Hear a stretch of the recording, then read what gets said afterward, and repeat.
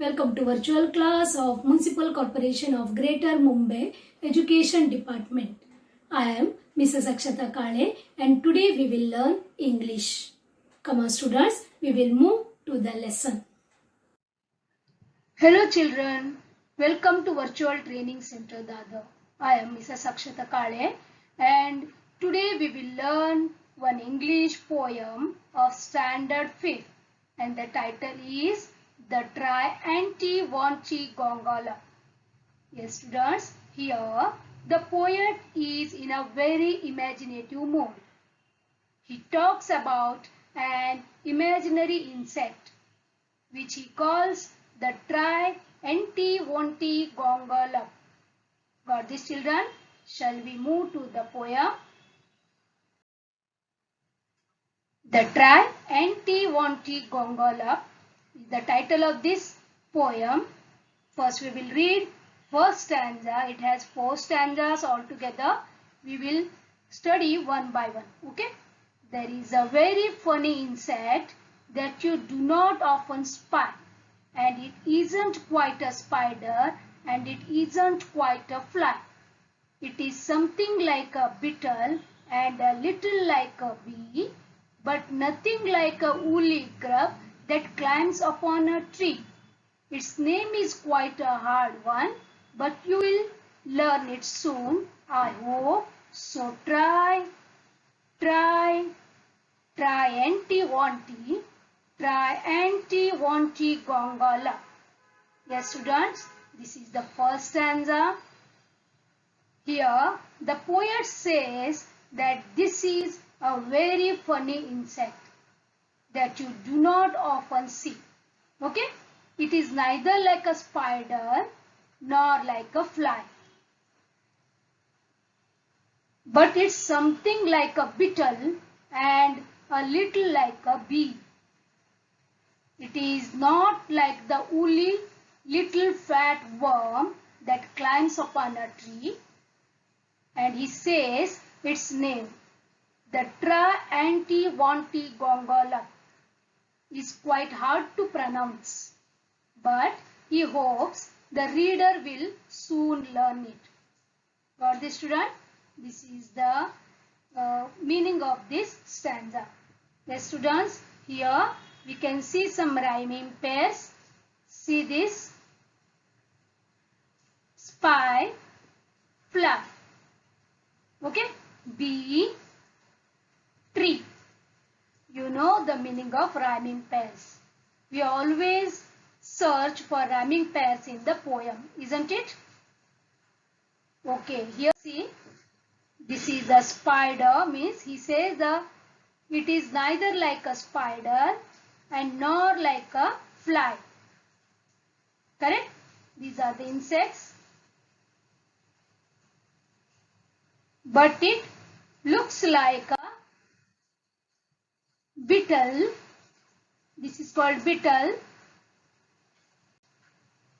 And a little like a bee. You know bee, correct? You know beetle also. Means it is a different imaginary insect. About that the poet is saying. Yes students, this is woolly grub, a smooth and soft caterpillar.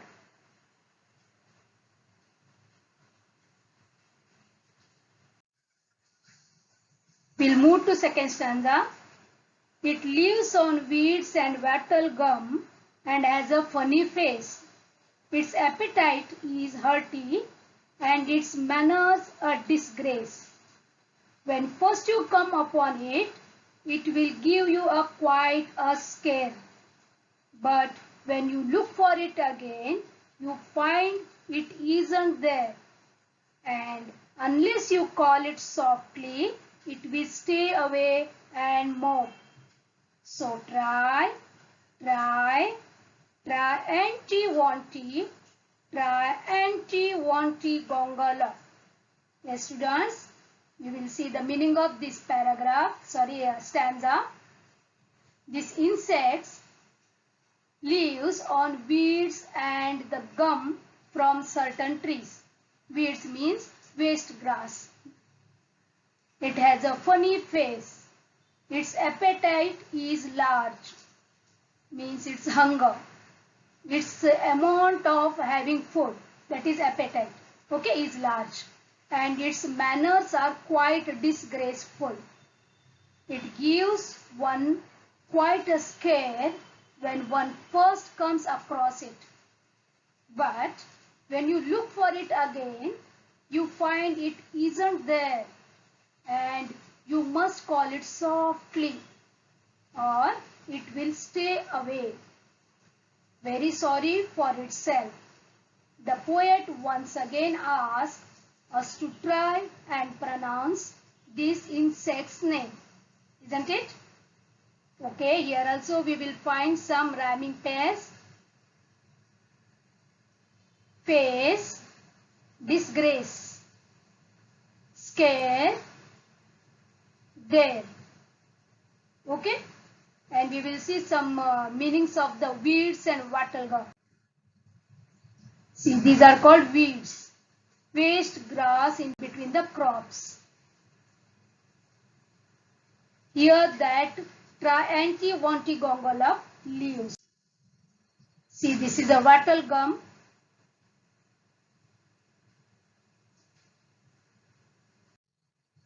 Yes, the meaning of mope is feel dejected and apathetic.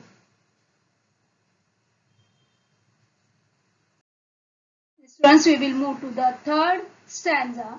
Okay, it trembles if you tickle it or tread upon its toes. It is not an early riser, but it has a snubbish nose.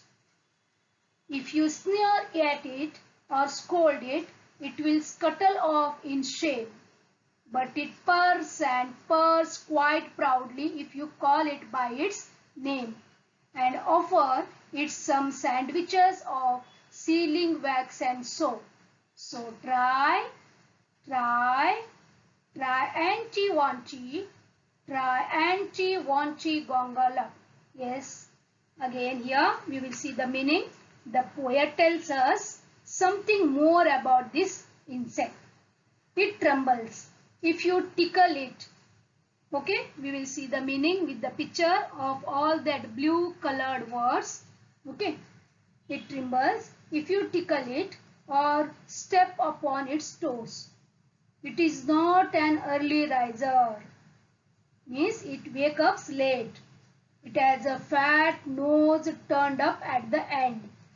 If you get it an unpleasant look or scold it, it will run away in shame with quick, short steps. But it purrs quietly, proudly if you call it by its name and offer it some sandwiches of sealing wax and soap. So try, says the poet again, to pronounce its name. Got this, students? Very shy insect. And again here we can see some rhyming pairs. Toes, nose. Shame, name.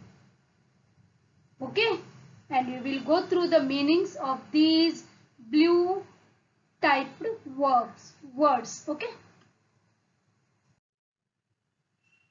we will go through some of the meanings. Trembles means, see the action, meaning is shake involuntarily.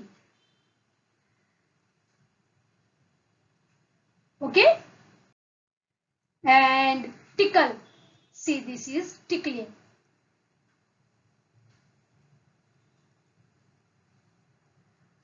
Yeah, what is that? It trembles if you tickle it or tread upon its toes. If you tickle, it trembles. Snubbish. Snubbish means superior, exclusive, or you can say short, fat and turned up at the end in this poem. Sneer. See, this is a sneer look, means an unpleasant look.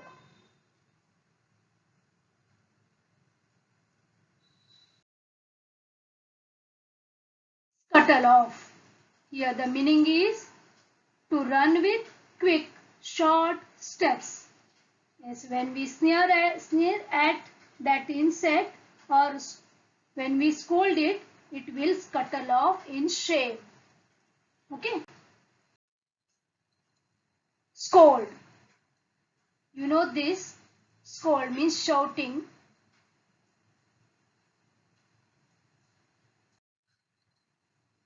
Yes, we will move to fourth stanza. But of course, you haven't seen it, and I truthfully confess that I haven't seen it either, and I don't know its address. For there isn't such an insect, though there really might have been if the trees and grass were purple and sky was bottle green. It's just a little joke of mine, which you will forgive, I hope. Oh, try, Triantiwontigongolope, written by C.J. Dennis. Yes, dear students, the meaning of this last paragraph here, the poet confesses about his doings. See here, the poet finally gives out his secret truthfully. He says that the reader may not have seen this insect, neither has he, the poet, nor does he know where it lives. He says that there isn't such an insect, but there might have been one, provided that the trees and grass were purple and the sky was bottle green. He says that it was just a joke, and he asks the reader to forgive him. But at the end, he once again asks the reader to pronounce the name Triantiwontigongolope. Got this, students? There was not a insect like this. It is not there. Only this is the imaginary insect of the poet. Okay. Now here also we can see some rhyming pairs. See this: confess, address, be green. Okay, dear students. Yes, this is all about the poem Triantiwontigongolope. Yes, students, here the meaning of confess. See, this is a confess. He is confessing, means admitting his or her guilt or crime. Whatever the wrong thing he made, he is confessing about that crime or that thing. Okay. Now, dear students, we will move to grammar part. Here in this poem, that grammar is about its, it apostrophe s, and its, its. Okay, see this, you can see here. We have to find out the difference between its with apostrophe and its without apostrophe. Yes, students, we will see here the difference between its with apostrophe and its without apostrophe. Okay. Now we will go through some of the examples. First one here, for its with apostrophe. Okay. Its means it is. Okay. It is, and sometimes it has. Okay.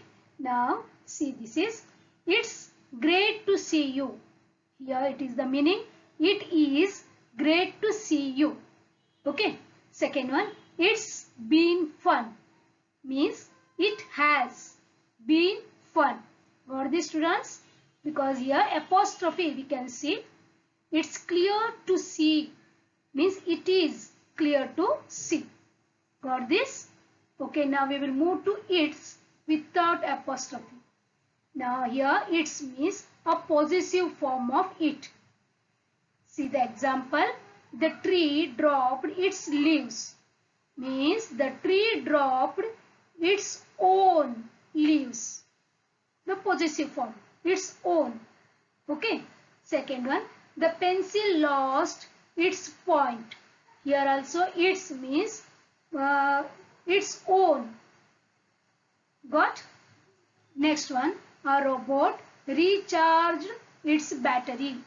Means a robot recharged its own battery because it is also in the possessive form. Yes, dear students, I hope you understood about the its with apostrophe and without apostrophe. Okay?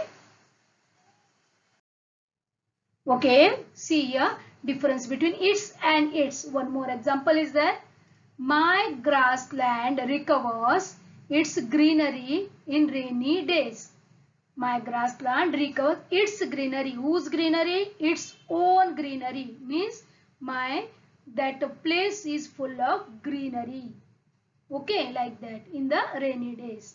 Second one, it is a hot sunny day. See, it means it is a hot sunny day. Okay. Here, use its or its means with apostrophe or without apostrophe. Here 4 questions or fill in the blanks are there. You have to fill properly the form of its with apostrophe or without apostrophe. See first one. The dog is lazy and it is hungry, right? So it's with apostrophe. Correct? Second one. The dog is eating its food. Possessive form. That is its without apostrophe. Third one. Dash eating dash food. First one, it is, correct? It's eating its food, possessive form. You have to think about the situation, then you will put proper form of that. It's with apostrophe or without. Okay. Last one, dash been raining for 2 hours. It is been, correct? So with apostrophe. It's been raining for 2 hours. Yes, dear students. I think you understood the concept of it's with apostrophe or it's without apostrophe. Okay. Students, I would like to give you one activity. Yes, think about an imaginary creature. Okay. Describe it in your own words, or you may draw a picture and label it, or you can write a simple poem on it. Okay, try and enjoy that. Thank you very much students for being a part of this lesson. Please subscribe to our channel and press the bell icon to get new updated videos.